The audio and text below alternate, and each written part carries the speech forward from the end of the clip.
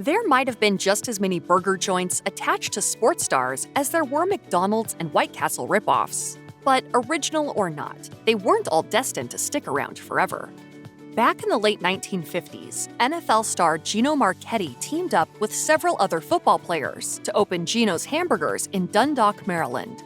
This package of sports and fast food quickly expanded to new locations and eventually merged with Tops Drive-In, changing its 18 sites into Gino's drive-in locations in the Washington, D.C. area. As the franchise continued to grow, it encountered issues. For one, Gino's locations in Connecticut and Massachusetts struggled due to the local Papa Gino's pizza franchise already being quite popular, and were eventually shut down. In Detroit, when the franchise announced plans to demolish the historic Orchestra Hall to build a restaurant location, a grassroots campaign formed against the company, forcing it to scrap the demolition.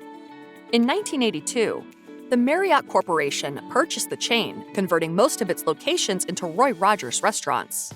The final Gino's closed down in 1986. More than 20 years later, several of the original owners got back together and relaunched a new line of restaurants, Gino's Burgers and Chicken.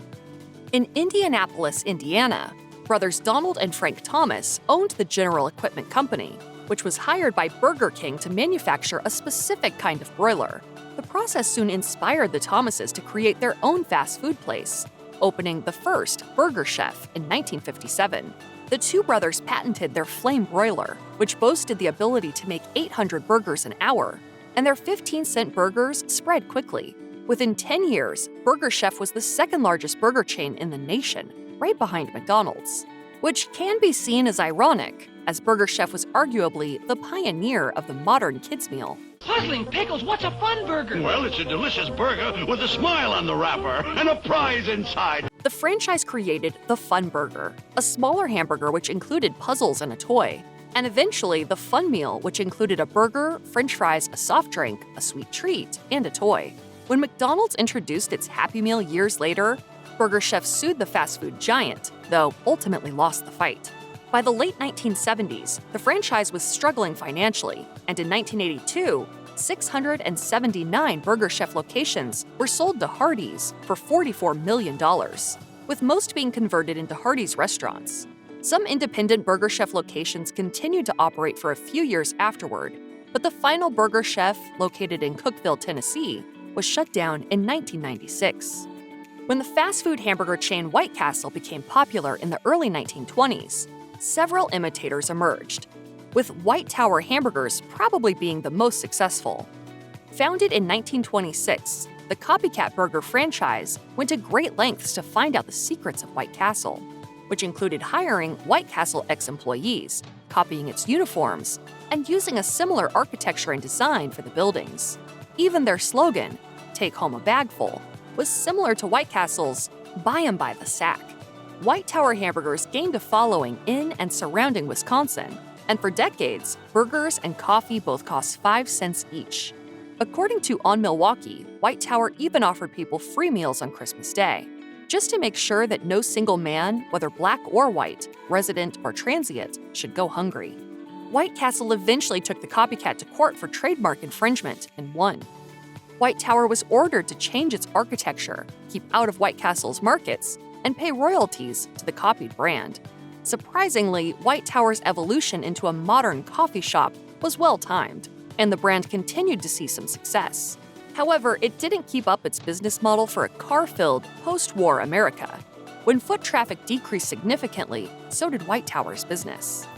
Back in 1934, Edward Gold opened Wimpy Grills in Indiana, inspired by the character J. Wellington Wimpy from the popular cartoon Popeye. I'd gladly pay you Tuesday for a hamburger today. Although starting in Indiana, the chain became most notable in Chicago, selling about 8 million burgers a year by 1947. While White Castle was the biggest franchise at the time, Wimpy Burgers needed 2 hands to eat them, an edge that allowed it to grow significantly. Wimpy expanded internationally in 1954, and by 1970 it had become a favorite around the world, with more than 1,000 locations in 23 countries. However, with no one purchasing the rights or trademark from Gold before he died in 1977, The franchise ceased in the United States and only continues overseas, where it is still licensed. Growing up through the 80s and 90s, you might remember the official All-Star Cafe. This over-the-top sports bar was the brainchild of Robert Earl, a businessman who specialized in creating themed restaurants like the Hard Rock Cafe and Planet Hollywood. For this venture, he enlisted some of the most successful athletes in the world, including Shaquille O'Neal, Wayne Gretzky, Monica Seles, Joe Montana, Ken Griffey Jr., and Tiger Woods. The first All-Star Cafe debuted in Manhattan's Times Square in 1995. Earl dressed the restaurant in over-the-top decor, including mezzanine skybox booths shaped like baseball gloves, an arena-sized scoreboard, virtual reality video, and interactive TVs. You could also find rare sports memorabilia, like Andre Agassi's ponytail. While the franchise's unique dining experience would expand into many major U.S. cities, including a location at Orlando's Disney World, it had a difficult time attracting people into repeat visits. The last All-Star Cafe location closed in 2007. No, Burger Queen isn't the wife of Burger King. It was a Florida restaurant opened by Harold and Helen Kite in 1956, which was sold 5 years later to John Clark, George Clark, and James Gannon. After arriving in Kentucky with its recognizable neon signs, lovable mascot Queenie Bee, and its signature burger, the Imperial, the franchise experienced its greatest success. At its peak, the chain had over 170 locations, though it eventually ran into some roadblocks, such as when Dairy Queen filed an injunction to prevent Burger Queen from selling any dairy products. In 1981, to signal that its menu went beyond burgers, offering chicken, salads, and even fish, Burger Queen executives changed the fast food joint's name to Druther's Restaurant. You always said there was no free lunch, but you never told me about the free Druther's Doodler, you louse, the pen that comes with every chicken dinner. But the franchise didn't get the boost it needed, and the company eventually changed all of its locations to Dairy Queen's.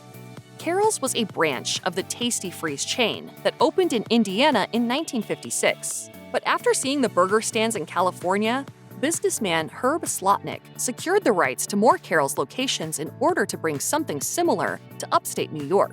He became known for introducing fast food to Syracuse, which included the Carrols Club Burger, sea fillet fish sandwich, crispy country chicken, and triple thick shakes. Slotnick told Syracuse.com in 2010, hamburgers were 15 cents and milkshakes were 15 cents, and french fries were a dime, so it was 40 cents for a meal. By the 1970s, Carrols couldn't compete with the other fast food giants, so Slotnick cut a deal with Burger King. Most of the Carrols locations were either converted to Burger Kings or closed, with the last one in the country retiring in 1981. A landmark in California's Bay Area is Doggie Diner, with its 10-foot-tall fiberglass dog head wearing a bow tie and a chef's hat. Al Ross opened the restaurant in Oakland in 1948 with one thing in mind: quality ingredients. The chain quickly grew in popularity with its hot dogs, hamburgers, pastrami sandwiches, and milkshakes, peaking with 30 locations, most of which were open 24/7. After a slow decline, the last Doggie Diner shut its doors in 1986, though several of the giant Doggie Diner busts survived through the years, with one being refurbished and declared a San Francisco landmark in 2005. But that doesn't seem to be the end, as a man named Kip Atchley has made it his life's work to revive the beloved fast food chain. He plans to open it in Napa and feature one of the iconic Doggie Diner heads along with it. In Ohio, Red Barn's catchy jingle dominated the airwaves. When the Hungries hit, hit the Red Barn. Why does Red Barn sound like it broke a record? You can go back and go back and go back. And I'm going back. The popular fast food chain was founded in 1961 by friends Jim Kirst, Don Six, and Martin Levine. While customers would normally head to Red Barn for a Big Barney, the chain also served fish sandwiches, fried chicken, and had a salad bar. Very novel strategies in those days. At one point, the burger joint had more than 300 locations in 19 states, even expanding internationally to Canada and Australia. In the late 1960s, the chain was bought out by United Servomation, who didn't give it the attention it needed to succeed. The final Red Barn franchise lease ended in 1988. One regular from Rochester, New York, reminisced with the Democrat and Chronicle, claiming, The Red Barn across from East High was a hangout for area kids. My friends and I pretty much ran that place. It was one of our central homes bases in that neighborhood. Although Red Barn was another casualty of the bigger burger franchises, it still has a home in the hearts of many Americans. In Illinois, Gus Lundberg, Robert Wenger, Paul White, and W.K. Davidson planned on opening some of the first McDonald's franchises outside of California. After their first McDonald's in Urbana, Illinois was a hit, they decided to open new ones in Decatur and Peoria, Illinois. However, when Ray Kroc of McDonald's informed the four entrepreneurs of the term changes that would result in them forking over a much higher percentage of their profits, they decided to build a Scottish-based fast food joint called Sandy's. Although the four founders weren't initially interested in expanding their local restaurant, Sandy's 15-cent hamburgers, 20-cent milkshakes, and 10-cent bag of fries were a hit with customers. Though their menu was similar enough to McDonald's that Kroc ended up suing them, the chain ended up with more than 100 locations around the nation. Eventually, the Scottish Burger restaurant was sold to Hardee's in 1971, but not before expanding to other countries like Belgium and Canada. Although it's gone, the spirit of Sandy's will always be a part of fast food history.